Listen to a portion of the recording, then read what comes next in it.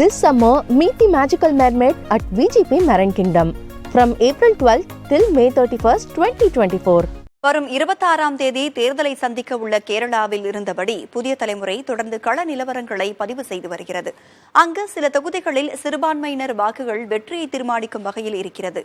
இந்த வாக்குகள் எந்த கட்சிக்கு செல்ல வாய்ப்புள்ளது என்று தற்போது பார்க்கலாம்.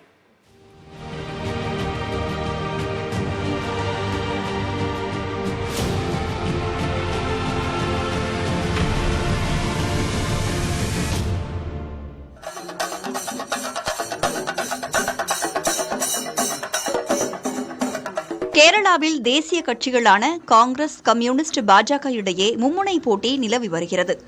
2,70,99,326 வாக்காளர்கள் இருக்கும் இந்த மாநிலத்தில் இஸ்லாமியர்களின் 26.56%, கிறிஸ்துவர்களின் 18.4% வாக்குகள் முக்கியமானதாக பார்க்கப்படுகிறது.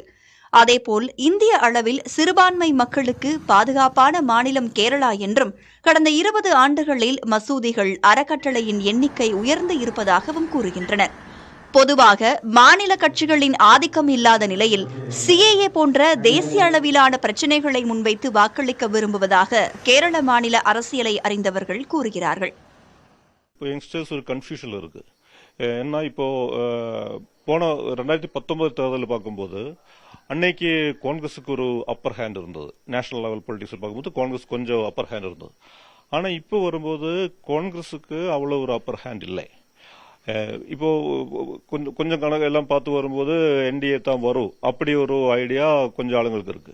அப்போ யங்ஸ்டர்ஸ் பொறுத்த வரைக்கும் அவருக்கு கன்ஃபியூஷன் இருக்கு. ஆனாலும் ஒவ்வொரு கான்ஸ்டிடுவன்சியிலும் யங்ஸ்டர்ஸ் ஓட்டு அந்த கேண்டிடேட் பொலிட்டிக்ஸோட மேல அந்த கேண்டிடேட்டுக்கு தான் அவர் கொஞ்சம் ஃபோக்கஸ் பண்றது. நல்ல கேண்டிடேட்டா இருந்தா அவருக்கு ஓட்டு கொடுக்கணும், அப்படி ஒரு இது யங்ஸ்டர்ஸ்க்கு வந்திருக்கு. 20 மக்களவை தொகுதி இருக்கும் மாநிலத்தில் வயநாடு, கொல்லம், காசர்கோடு, கண்ணூர் போன்ற மக்களவை தொகுதிகள் கவனிக்கத்தக்க வகையில் இருக்கும் என்கிறார்கள். அதேபோல பாஜக கொண்டு வந்த சிஏஏ சட்டம், சிறுபான்மை மக்களுக்கு எதிரான தாக்குதல் போன்ற காரணமாக காங்கிரஸ் கட்சிக்கு ஆதரவான சூழலாக இருக்கும் என அம்மாநில மூத்த பத்திரிகையாளர் ஜோஸ் குரியன் புதிய தலைமுறைக்கு தெரிவித்தார். அதேபோல் இந்திய யூனியன் முஸ்லீம் லீக் கட்சியும் காங்கிரஸ் கூட்டணியில் இருப்பதால் சாதகம் என்கின்றனர். சேஞ்ச் வேணும், அப்படி ஒரு தேவை இருக்கு. அந்த மாதிரி ஒரு சேஞ்ச் கண்டிப்பா இருந்தா மட்டும் அவங்களுக்கு ஒரு ஒரு ஒரு அருமையா வாழ முடியும். அப்படி ஒரு ஃபீலிங் கேரளா பூரா இருக்கு. நீ comparing to any other states, கேரளாவோட சிச்சுவேஷன் பார்த்தா இங்க ரொம்ப ஹார்மோனியஸா மக்கள் எல்லாம் பார்த்த ஒரு இணக்கமாக வாழ்ன்ற ஒரு பகுதி தான். அப்ப அதனால ஒரு இங்க இருக்கிற மக்களுக்கு இடையில ஒரு அவர் டாலரன்ஸ், அவங்களுக்கு இடையில இருக்கிற ஒரு பீஸ், ஹார்மோனி எல்லாம் அது இங்க ஒரு கண்டினியூ பண்றதுக்கு வாய்ப்பு கிடைக்க வேண்டி இருந்தா ஒரு கண்டிப்பா ஒரு நேஷனலா ஒரு சேஞ்ச் வேணும். இங்க இருக்கிறவங்க எல்லாம் ரிலீஜன் பேஸ் பண்ணி, இல்லாட்டி காஸ்ட் பேஸ் பண்ணி, லாங்குவேஜ் பேஸ் பண்ணி அவங்கள ஒரு டிவைட் பண்ணி பண்ற சப்ஜெக்ட் ஒரு சூழ்நிலை இருந்தா இந்த கம்யூனிட்டியோட அது மக்களோட ஒரு ஃபியூச்சர் தான் பிரச்சனை. சிறுபான்மை வாக்குகளை பெற வேண்டும் என்ற முனைப்பில் காங்கிரஸ், இடதுசாரி கட்சிகள் தங்களுடைய வியூகத்துடன் பரப்புரையில் ஈடுபட்டு வருகின்றன. 2019 தேர்தலில் கேரளாவில் 77.67 விழுக்காடு வாக்குகள் பதிவாகின. காங்கிரஸ் தலைமையிலான UDF கூட்டணி 19 இடங்களில் வெற்றி பெற்றது. அதிக வாக்கு சதவிகிதம் பதிவாகும் சமயங்களில் அது காங்கிரசுக்கு சாதகமாகும் நிலையை கடந்த காலங்களில் பார்க்க முடிகிறது.